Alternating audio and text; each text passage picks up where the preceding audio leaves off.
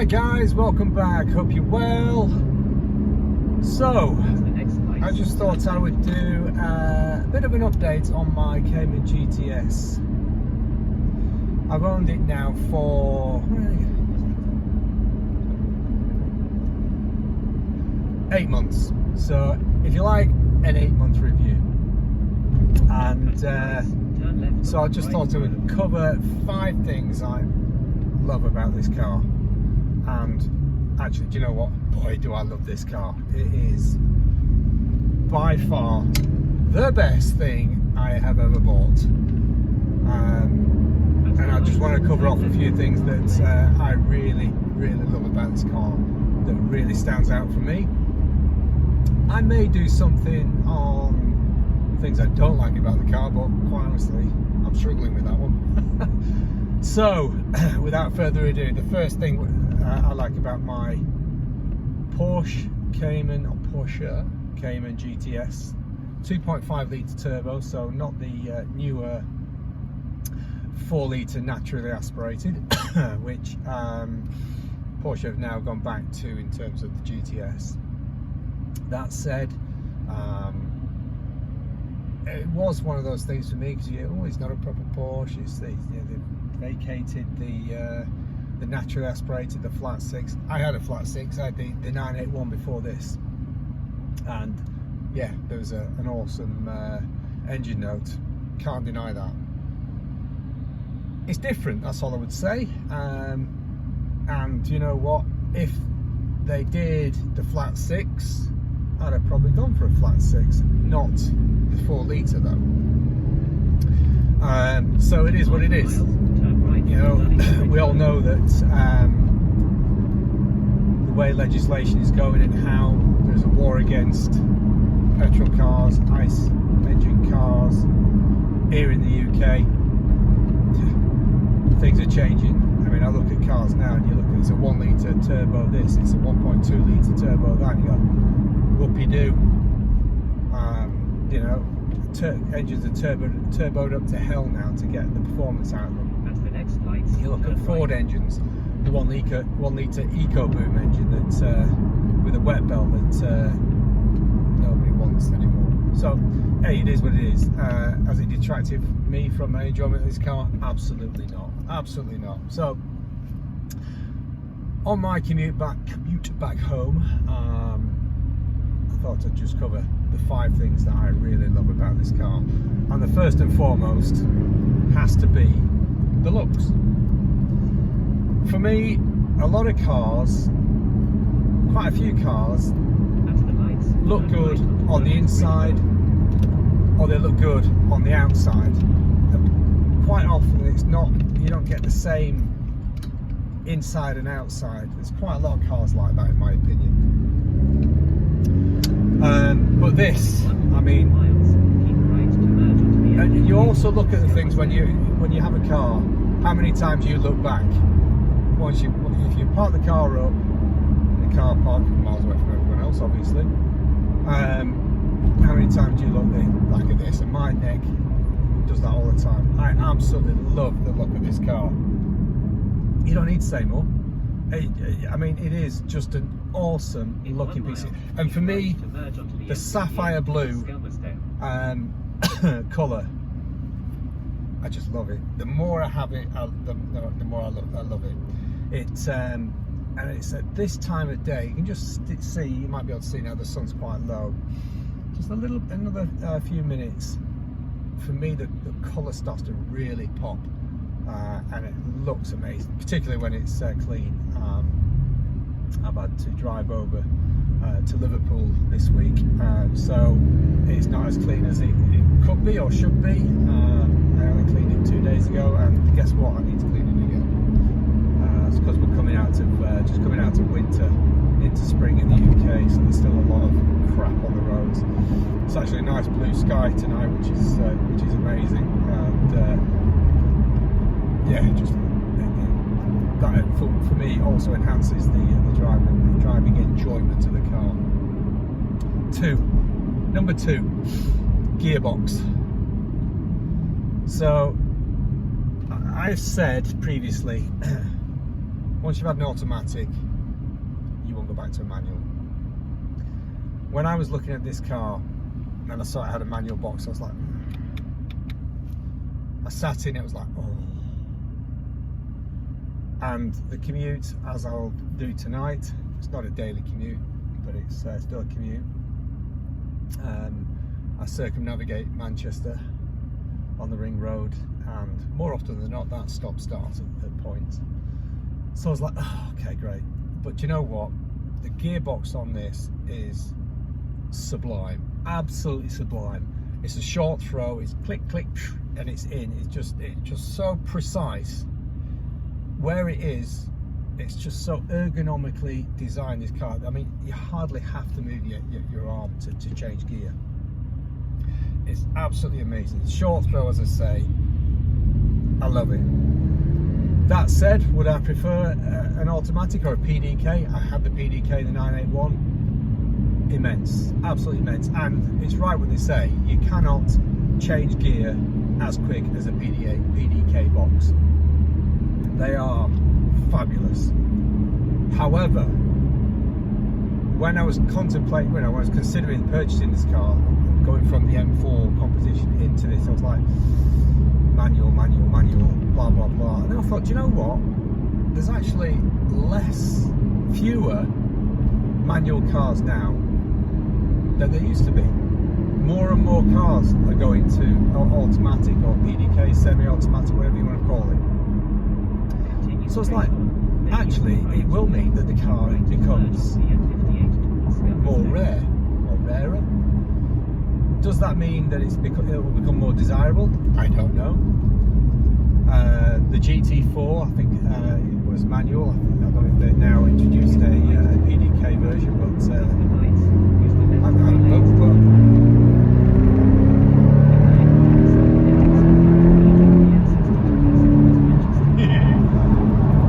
Okay.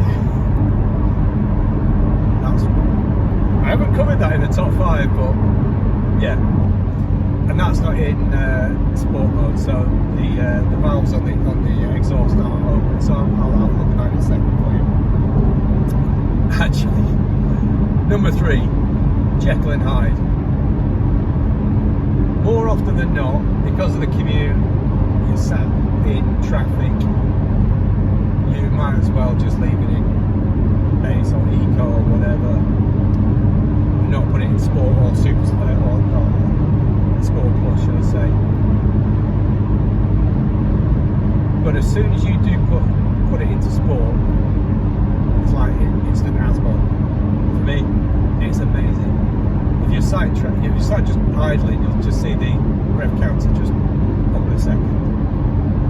The other thing with sport is you got rev match on the downshift, and I've never had a car with rev match before, so it's like, and it does make a difference, that's for sure. When it's in eco mode or normal, whatever you want to call it, drive mode, as it is now, I mean, I'm doing 70 miles per hour on the motorway now, and it's not overbearing, there's no drone, it's quiet, relatively speaking.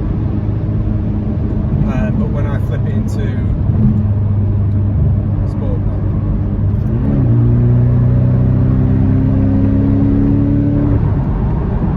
as you saw, I reduced my speed then down to 60 before moving back up to 70.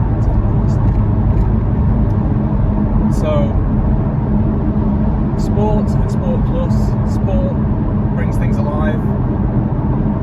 Sport Plus stiffens up the suspension. You've also got individual where you can play around with the settings yourself, so you can keep the suspension in normal or more compliant. I haven't tracked it. Would I track it? Well, I'm planning a trip to the Nürburg this year. I have booked to go on a ring taxi. I don't know if I've got the kahunas to take it on track. I want the photo of it on track on the Nürburg. So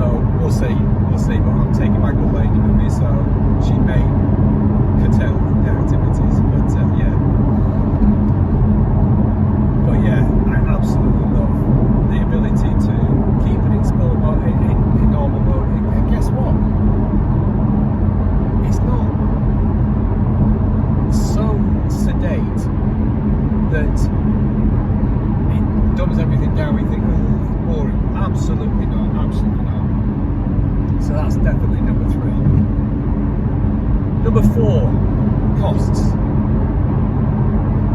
Now, touch wood on this one. So far, I've had no issues whatsoever with this car. And if you followed my channel and saw the BMW M4 competition, where I had to have a new rear diff and I had 2 new rear shocks and coil springs on the back. Fortunately, I had a warranty. I took out a warranty myself, so that covered it. So I was lucky. So it didn't actually cost me anything. The diff would have cost me, I think it was about 6 grand off the top of my head, something crazy like 6.5 grand. So dodged the bullet with that one. And actually, what I did do when I purchased this car, I went back to that company, the warranty company, because they were absolutely bang on. They were spot on, can't fault it. They were brilliant. And I took out a warranty with those to cover this. I think they'll get their money back on this one, quite honestly. Touch wood, as I say. So far, nothing. Coming back to the normal driving mode, when I'm driving, I recently had a trip down to Birmingham, down the M1, and I was over 38 mpg. Admittedly, 2 things. One, you don't buy one of them cars to do your mpg. I get it, but it just goes. I just want to share this with you because 1, over 38 mpg. 2, admittedly, it was the majority of it was when we were in the average speed roadworks area. So the average speed of 50 miles per hour does help. So absolutely. But so far, I average over 30 miles per hour on the commute. Like anything, you put your foot down, your MPG is going to drop. Simple as. But for me, that's why, fundamental reason why I was wanting the 2.5 litre rather than the 4 litre. Because the MPG is obviously going to be better in this. The other thing of note is the insurance premium on this is a third of what I was paying on the BMW M4 competition. And that was actually part of the consideration for changing as well. Because I felt that the BMW was priced, I think the insurance premium was only going to go one way. So to save a third, now when I did renew it has gone up slightly, so it's not exactly strictly a third, but it was still significantly over half the price that I was paying on the M4. So big difference, particularly when you want to do other things with you want to free up cash. So one of the things I do want to do is, if you see my channel, I'm going through playing with some smaller cars, some cheaper cars that I'm buying. The Suzuki Swift is the one I'm doing at the moment. What I'm going to buy, category N it is, put it back on the road, make sure it's fit for purpose, obviously MOT, blah blah blah blah blah. I'll drive it a bit and then I'll sell it on. So, because ideally what I want to do is I want to get to having a daily driver, a more, if you like, practical daily driver. And I've got a short list, I'll talk about that at some point. That means I can keep this for my weekend toy, because it's 15,000 miles as it is now. It's immaculate, and I want to keep it that way. So that was number 4, cost. And number 5, which I did a short video on recently, and that was the Sunsport front grille or grills. In my opinion, a necessary want. You can debate until the cows come home. This is my car, I'll do to this car what I want to do and what I feel like. Some people might say there's absolutely no way I'm going to put some sport grills on mine. Fine, prerogative, that's up to you, it's your decision. I will never question that. But the very first time I washed this car, and you'll see it on another video, that front grille, I found a energy drink can flat, it had been flat, so it had been driven over, then flicked up, and it was stuck inside one of the air intakes in front of the radiators on this driver's side. So I was like, okay, not having this. Plus the amount of detritus and crud that gets in, stuck in there, leaves, mud, stones, etc., is unbelievable. Every time you wash your car, you have to get your hand in there and pull it out. So for me, an absolute necessity in order to maintain that, because it only takes one rock to hit one of those radiators and you've got an expensive bill. I'd rather it would hit one of those sport grills and damage that, and that'd be 100 quid to replace or whatever, than be faced with a pickup because I broke down because the radiators have been smashed or whatever, plus the cost of replacing all that plumbing. So for me, an absolute necessity, and one that I would recommend. But that's, as I said, your choice. So there you have it. As it stands, 5 things that I absolutely love about my Porsche Cayman 718 GTS. Hopefully I'll get to see a few of you around car meets and car shows, etc. I'm actually off up to the Motorist in Sherburne this weekend. There's a Maserati event, or an Italian Day event up there. So I'm going to go and have a look around that and have a look at the cars and have a chat with a few people there. And I want to get the, as I say, we're doing a road trip to the Nürburgring. That's planned for August this year. Looking forward to that. I did it last year in the M4. Went there in the M4. Oh look, here we go.